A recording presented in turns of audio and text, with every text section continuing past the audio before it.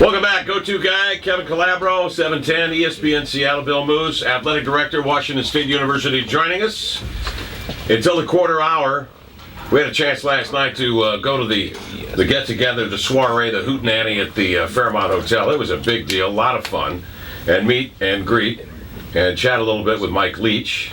Played that interview for you about a half an hour ago. Here was Mike Leach's response yesterday during the press conference to a question about the matchup in the Apple Cup. That's one of a bunch of games. You know, the most important game is whatever's the next game, but then after that, I mean, you look at this conference geographically, the grounds change places that you get to play that are different geographically. It's probably fun to play in all of them, and you want to kind of experience all of them as best you can. Yeah, Mike Leach, he's experiencing something brand new, obviously, in the Apple Cup. And Bill Moos, he talked a great deal about the excitement of that and how much he felt like this is really going to be a lot of fun to be involved in this rivalry that goes back years and years and years ago. Well, we need to get the Apple Cup back into a position where it really is meaningful. I mean, it's meaningful to Cougars and Huskies, but I mean nationally viewed as, hey, the winner of this Apple Cup will represent the Pac-12 North and the Pac-12 championship game and so forth. And our fans and Washington fans can remember the days when that was the case. And a rivalry game is so special with a football program, and I really don't think there's any that are any greater than the Apple Cup, and so it's going to be fun, and he'll get his first taste of it this year, and I'm glad it's going to be in Pullman. Now, we just talked before the break about the contract and how that was all laid out, and I thought it was interesting to know that there are a few incentives in the contract that pertain to the Apple Cup. Well, the incentive is a cash reward for winning the Apple Cup, because I believe and always have that you have to establish your football program in the state. You got to attract home state talent and then build around that. And he said last night, Mike Leach did, that we don't want to fly over talent. We want to get the talent in the state of Washington, and we talked about some pretty special football players earlier in the first segment, and a number of those were from the state of Washington, and that's important. And I've always said, as we've put this together and the Pac-12 has been formed, you got to win the state, then you got to win the Pacific Northwest, and then now the Pac-12 North, and then your game away from the Rose Bowl, and those are he will be rewarded for all of those if indeed we can accomplish them. It's crazy because I've just gone ahead and let myself fantasize about the possibilities with Mike Leach there, all the way to a national championship. But this guy at one point with Texas Tech, weren't the Red Raiders #2 in the country? It just seems like with Mike Leach, all things are possible. If he did it in Lubbock, why not in Pullman? Well, and there's a lot of similarities. We talked about that when we visited down in Key West. Going to Texas Tech, somewhat isolated. I think there's positives to that. Our detractors and competition try to say, hey, you know, you're in Pullman, Washington. That's a great place to be, to be focused on the task at hand, safe and clean, and the parents love it, and it's a great collegial experience, just as Texas Tech was. But when you look in the Big 12 in those days, you had Texas and Texas A&M and Oklahoma and Nebraska, perennial powerhouses in the sport of college football, and he beat them.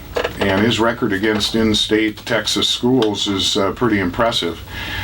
We've got long-standing football powers in the Pac-12, and we saw one emerging at the end of the year that was not bowl eligible, but USC is right there, and so he's been through that before and understands it. And the other thing he said, Jim, last night is when people go, "You're going to leave, you're going to leave." His last 3 years at Texas Tech, he won 29 games, and he didn't leave to go anywhere, and he had a lot of opportunities. So again, I think it's a good fit, and I think he's here for the long haul. The question was asked of him. The question's been asked of you as well. I'll just repeat the question. How concerned are you about the Adam James situation down there at Texas Tech? I'm sure you had that discussion with him, and you're fully satisfied with the way that was resolved, or will be resolved. Yeah. It's of course I read his book. We talked a bit about it. I got to tell you, he's endeared by his former players. They love him, and the people of Lubbock, Texas, love him. There were people from Lubbock, Texas, in Pullman to be at his press conference and buy season tickets. Now that's pretty impressive. Yeah. So. What happened in regards to the situation that you referred to, Kevin, I'm comfortable with. The lawsuits that are out there are his lawsuits. He's not the one that's being sued. He is actively trying to clear his name, and I think justifiably so. A lot of text messages for you here. A very good one. A couple of points. One, how big a factor was it that you were a search committee of one?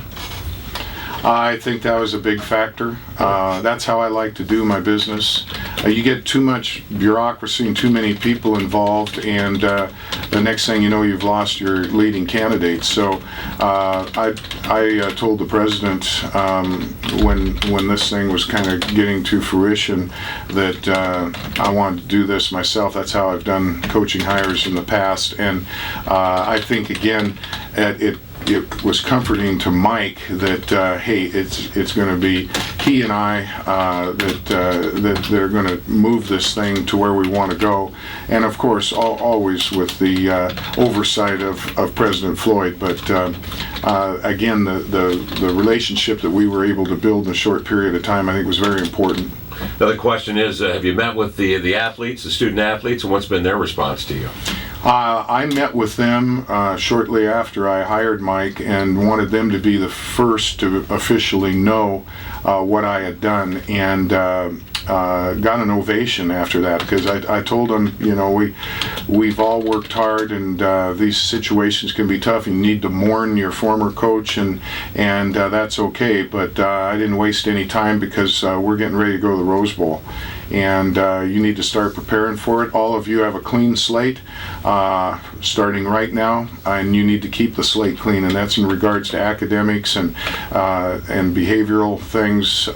We got to stay focused on the task at hand, and we're going to go places. And then Mike met with them yesterday, and it's not my practice to be in meetings with coaches. That's their business. We evaluate at the end of the season, but I did stick around for that one because I felt it was kind of a transitional meeting, and he just did a splendid job and told them what was going to be expected of him, and I think the response was outstanding.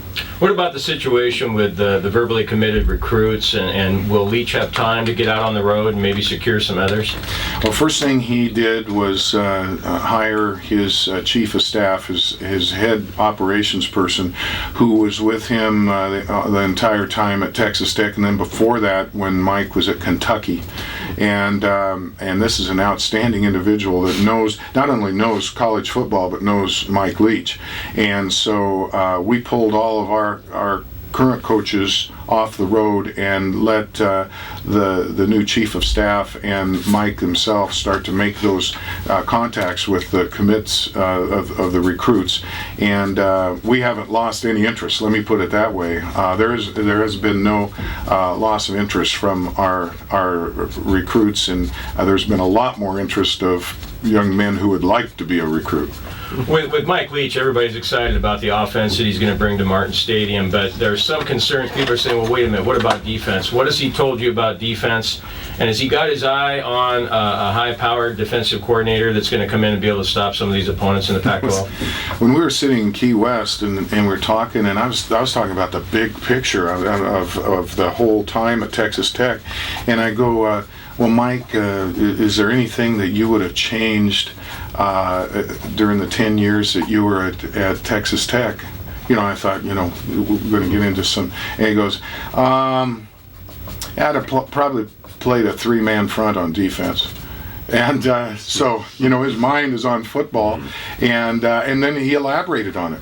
He goes, you want to have your great athletes that can rush off the ends, and you can bring pressure and can make plays in space and break down and make tackles and the blitz packages and all that. So he has to have his confidence in his defensive coordinator, which he was able to do at Texas Tech, and that's really what he's working on now. He has, I think, most of his staff put together. I would venture to say now probably most of it is done, but he was still working on that defensive coordinator. And some of those position linebackers, secondary coaches will have to have the okay from the defensive coordinator in order for it to all work. I got an email the other day from Stan Coe, and I know you know Dr. Coe really well, Yes. and I just thought it was perfect. It summed up the way I felt about it too. He said about Leach, he said it was like he was born a Cougar and he just realized it. That's something about Mike Leach I think a lot of Cougar fans really appreciate about him right away, is that you talked about that he wanted to come to Washington State. He loves the Palouse, loves Pullman. He kind of is embracing us, so to speak. And usually we're looking at it like, boy, the guy's going to come and take off, but it's a different situation with Leach, it appears. Well, it is, and again, he was raised in Cody, Wyoming. He worked his way up through the ranks, and this is something, Jim, I really look at. I'm not real high on a coach that's had the silver spoon, been in big programs and never had to pay the dues, and he paid his dues when you look at his career, and worked his way up. Had to share secretaries, get on the bus and go 8 hours. A lot of things I had to do at Montana when I was the athletic director there, and I like that because then you appreciate what you get when you get it. And then we talked about the similarities between Texas Tech and Washington State in regards to location and how they were perceived in their respective conferences, and it just all really fits. There's just so many similarities there that I know he feels comfortable.